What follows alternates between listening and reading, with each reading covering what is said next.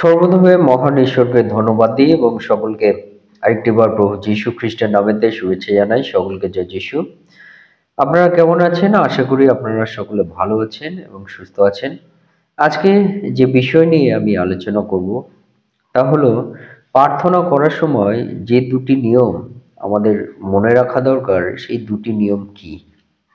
অর্থাৎ প্রার্থনা করার দুটি নিয়ম যা আমাদের মনে রাখতে হবে তা কি, সে বিষয় নিয়ে আজকে আমরা আলোচনা করব।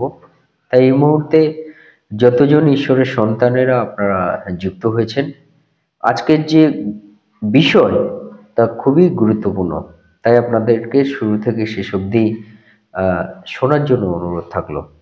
আসুন, আজকে প্রথম যে বিষয় আপনাদের বলতে চাই, প্রার্থনা করার সময় আমাদের যে প্রথম যে নিয়মটি সেটি আমাদের মনে রাখা দরকার এবং দ্বিতীয় নিয়মটিও আমাদের খুবই খুবই গুরুত্ব মনে রাখা দরকার। প্রথম নিয়ম হলো, আমরা যেন যখন প্রার্থনা করি, আমরা কিভাবে আমরা প্রার্থনা করি, আমরা কি নাম ধরে আমরা প্রার্থনা করি। যদি আপনারা এই মুহূর্তে চিন্তা করছেন বা ভাবছেন যে আমরা এই নাম ধরে আমরা ডাকি, কিন্তু আজকে আপনাদেরকে বলতে চাই যে প্রার্থনা করার জন্য আমাদের শুরুতে মনে রাখতে হবে যে পিতা ঈশ্বর যিনি যিনি সদাপ্রভু, তাকে সম্বোধন করে তাকে আমাদের ডাকা দরকার আছে। প্রভু যীশু তিনি যখন প্রার্থনা করতেন, তিনি কেমন ভাবে প্রার্থনা করতেন? হে আমাদের স্বর্গস্থ পিতা। অর্থাৎ পিতা ঈশ্বরকে কিভাবে ডাকা হতো, যদি আমরা প্রভু যীশু খ্রিস্টের জীবনী আমরা দেখি, তার সময়কার সময় যদি আমরা চিন্তা করি যে পিতা ঈশ্বরকে কিভাবে ডাকা হতো, প্রভু যীশু তিনি পিতা ঈশ্বরকে ডাকতেন হে স্বর্গস্থ পিতা। অর্থাৎ আমাদের পিতা ঈশ্বরকে যেন আমরা স্বর্গস্থ পিতা, তিনি স্বর্গের পিতা, স্বর্গে তিনি থাকেন। তিনি এই নিচে তিনি থাকেন না, কিন্তু তিনি স্বর্গে থাকেন। তাই আমাদের সেই স্বর্গস্থ পিতাকে, যিনি উপরে থাকেন, সেই স্বর্গস্থ পিতাকে আমাদেরকে মনে রাখতে হবে যে শুরুতে যখন আমরা প্রার্থনা করি, তখন আমরা চোখ আমরা বন্ধ করে আমরা যেন প্রার্থনা করি আর এবং বলি হে আমাদের স্বর্গস্থ পিতা। আমাদের শুরুটা যেন আমরা আমাদের পিতাকে, যিনি স্বর্গের পিতা, একমাত্র পিতা এবং তিনি স্বর্গে থাকেন, সেই স্বর্গস্থ পিতাকে আমরা যেন বলে রাখি শুরুতে হে আমাদের স্বর্গস্থ পিতা। এবং সেই প্রার্থনার যে দুটি নিয়ম, প্রথম নিয়ম হলো আমরা বলি হে আমাদের স্বর্গস্থ পিতা, এবং তারপরে আমরা যে কোনো ভাবে আমাদের পিতাকে আমরা ডাকতে পারি। সেটা হতে পারে যে হে আমাদের স্বর্গস্থ পিতা, আমাদের মঙ্গলময় প্রভু। হে আমাদের স্বর্গস্থ পিতা, আমাদের পরিত্রাণদাতা ঈশ্বর।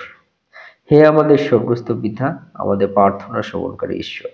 হে আমাদের স্বর্গস্থ পিতা, বাহিনীগণের সদাপ্রভু। হে আমাদের স্বর্গস্থ পিতা, উত্তম মেষপালক, তোমার মহানামে ধন্যবাদ দিই। হে আমাদের স্বর্গস্থ পিতা, মঙ্গলময় প্রভু।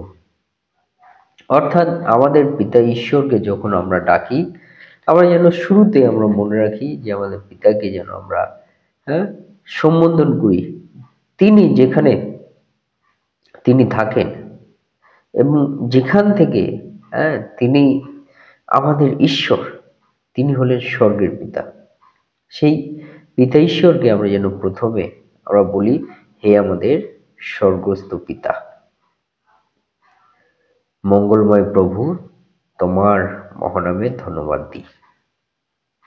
হে আমাদের স্বর্গস্থ পিতা, যোগান দানকারী ঈশ্বর, তোমার মহানামে ধন্যবাদ দিই। এইভাবে যেন আমাদের পিতা ঈশ্বরকে আমরা ডাকি, আমরা যেন এই বিষয়টি আমরা না ভুলি। প্রভু যীশু তিনি কোথাও প্রার্থনা করেছেন, পিতাকে ডেকেছেন, তিনি বলছেন হে পিত। আর সেই পিতা তিনি আমাদের কোন পিতা? স্বর্গস্থ পিতা। তাই আমরা মনে রাখি আমাদের স্বর্গস্থ পিতাকে অবশ্যই আমরা যেন প্রথমে আমাদের স্বর্গস্থ পিতার সম্বোধন করে আমরা যেন তাকে আমরা ডাকি, তাকে যেন আমরা সম্মান প্রদান করি শুরুতে, তাকে যেন আমরা ধন্যবাদ প্রকাশ করি শুরুতে। আমরা যেন তাকে বলি যে তুমি আমাদের যে পিতা ঈশ্বর, তুমি স্বর্গের পিতা। হালেলুয়া। সেই মধ্য দিয়ে আমাদের এই প্রার্থনার প্রথম নিয়মটি আমরা যেন খুবই খুবই আমরা গুরুত্ব দিই এবং মনে রাখি। এবং এইটি আমাদের শুরুতে আমাদের মনে রাখতে হবে যে হে আমাদের স্বর্গস্থ পিতা, শান্তিদাতা ঈশ্বর, তোমার মহানামে ধন্যবাদ দিই। অর্থাৎ স্বর্গস্থ পিতা এই শব্দটি যেন আমরা শুরুতে আমরা বলি। স্বর্গস্থ পিতা এই শব্দটি যেন আমরা গুরুত্ব দিই। স্বর্গস্থ পিতা এই শব্দটি যেন আমরা সম্মান করি আমাদের পিতা ঈশ্বরের। স্বর্গস্থ পিতা বলে যেন তার প্রশংসা আমরা করি। স্বর্গস্থ পিতা বলে যেন আমরা তার গৌরব দিই। স্বর্গস্থ পিতা বলে যেন আমরা পিতা ঈশ্বরকে তার মহিমা দিই। হালেলুয়া।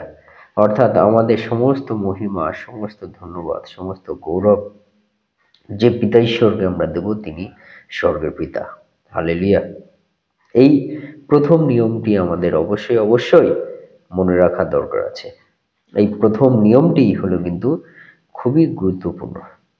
তাই আমরা যেন আমরা এই বিষয়টি, আমরা এই শব্দটি, বিশেষ করে স্বর্গস্থ পিতা শব্দটি যেন আমরা সবসময়ের জন্য আমরা গুরুত্ব দিই। হালেলুয়া। এবং 2 নম্বর যে বিষয় আমাদের জানা দরকার, এই প্রার্থনা করার দুটি যে নিয়ম, সেই দুটি নিয়মের একটি হলো আমরা যেন স্বর্গস্থ পিতা আমরা বলি, এবং শেষে, শুরু যেমন আমরা স্বর্গস্থ পিতা বলি, শেষে যেন আমরা প্রভু যীশু খ্রিস্টের নামেতে আমরা প্রার্থনা চাই। যতক্ষণ এই প্রার্থনাটা আমরা প্রভু যীশু খ্রিস্টের নামেতে আমরা চাইব না, ততক্ষণ কিন্তু সেই প্রার্থনা কোনো গুরুত্ব নেই, সেই প্রার্থনা অর্থহীন। সেই প্রার্থনা যেখানে প্রভু যীশু খ্রিস্টের নামহীন থাকে, সেটা কখনো কোনো মূল্য নেই। তাই আমাদের প্রার্থনা করার দুটি নিয়ম, প্রথম নিয়মটি যেমন স্বর্গস্থ পিতা থাকতে হবে, এবং দ্বিতীয় নিয়মটি আমরা যেন মনে রাখি প্রভু যীশু খ্রিস্টের নাম থাকে। যেমন আমরা শুরুতে বলি, হে আমাদের স্বর্গস্থ পিতা, মঙ্গলময় প্রভু, তোমার মহানামে ধন্যবাদ করি, তোমার চরণতলে আমাদের জীবনকে সমর্পিত করি। তোমার পবিত্র আত্মা দ্বারা তুমি আমাদেরকে পরিচালনা করো, আমাদের পরিবারে তুমি রক্ষা করো, আমাদেরকে তুমি রক্ষা করো, আমাদের কার্যে তুমি সহায়তা করো, আমাদের চিন্তা ভাবনার ভার তুমি নাও, আমাদের সমস্ত পরিবারের ভার তুমি নাও। এই প্রার্থনা প্রভু যীশু খ্রিস্ট নামে চাই। আমেন। অর্থাৎ শেষে এই যে আমরা প্রার্থনা চাইছি, এই প্রার্থনা প্রভু যীশু খ্রিস্ট নামে চাই। আমেন। হালেলুয়া। অর্থাৎ এই শেষের যে শব্দটি, এই শেষের যে শব্দটি, এই শব্দটি কিন্তু খুবই গুরুত্বপূর্ণ। এই প্রার্থনা প্রভু যীশু খ্রিস্ট নামে চাই। যখন আমরা এই নামে আমরা প্রার্থনা চাইব, সেই প্রার্থনা হয় শক্তিশালী, সেই প্রার্থনা হয় গুরুত্বপূর্ণ, সেই প্রার্থনা হয় অর্থপূর্ণ, এবং সেই প্রার্থনা মূল্য হয়। হালেলুয়া। এই দুইটি বিষয় কিন্তু আমরা প্রার্থনার সময় আমরা মনে রাখি, শুরু এবং শেষ। শুরুটা আমাদের স্বর্গস্থ পিতা, তাকে সম্বোধন করে আমরা যেন ডাকি, এবং শেষটা প্রভু যীশু খ্রিস্ট নামেতে আমরা যেন প্রার্থনা চাই, কারণ সেই মধ্য দিয়ে সেই প্রার্থনা গ্রহণযোগ্য হয়, পিতা ঈশ্বর মহিমান্বিত হন, এবং সেই প্রার্থনা উত্তর তিনি দেন, সেটি গ্রহণযোগ্য হয়। যদি আমরা ঈশ্বর বাক্য থেকে আমরা দেখি, যোহন 14 অধ্যায়ে 13 এবং 14 পদ, সেখানে প্রভু যীশু খ্রিস্ট তিনি বলছেন, কেননা আমি পিতার নিকটে যাইতেছি, আর তোমরা আমার নামে যাহা কিছু যাচনা করিবে, তাহা আমি সাধন করিব, যেন পিতা পুত্রে মহিমান্বিত হন। যদি আমার নামে আমার কাছে কিছু যাচনা করো, তবে আমি তাহা করিব। আমেন। হালেলুয়া। অর্থাৎ আমাদের প্রভু যীশু খ্রিস্ট তিনি কি বলছেন? তিনি বলছেন যে তোমরা আমার নামে যাহা কিছু যাচনা করিবে তাহা আমি সাধন করিব।